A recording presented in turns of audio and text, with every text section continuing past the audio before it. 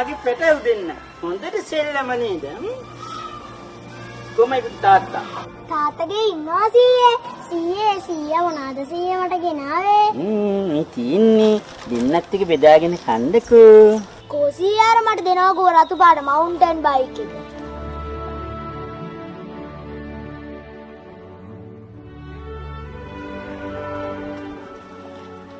තාත්තා ඇවිල්ලා.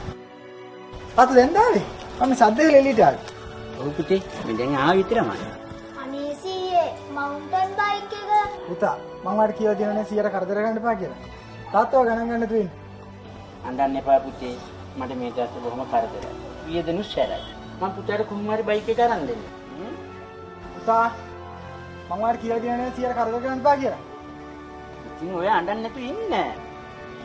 මම පුතාට කොහොම හරි බයික් එක අරන් දෙන්න.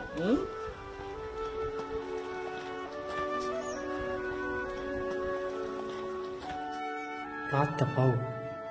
එයා හරියට හිතෙන් දුක් විඳිනවා ඇති බයික් එකක් අරන් දෙන්න සල්ලි නැති නිසා. මම පොඩි කාලේ මං ඉල්ලපු හැම දෙයක්ම තාත්තා මට අරන් දුන්නා. ඒ දවස්වල එයා කොච්චර අභිමානයකින්ද හිටියේ. පෙන්ෂන් එකක් නැති රස්සාවක් කරපු එක ගැන අද එයා සමහර විට දුක් වෙනවා ඇති.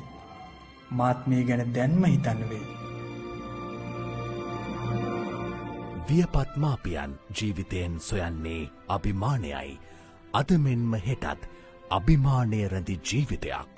සුවදායි විශ්‍රාම දිවියක් උදෙසා පළමු පියවර අද තබන්න.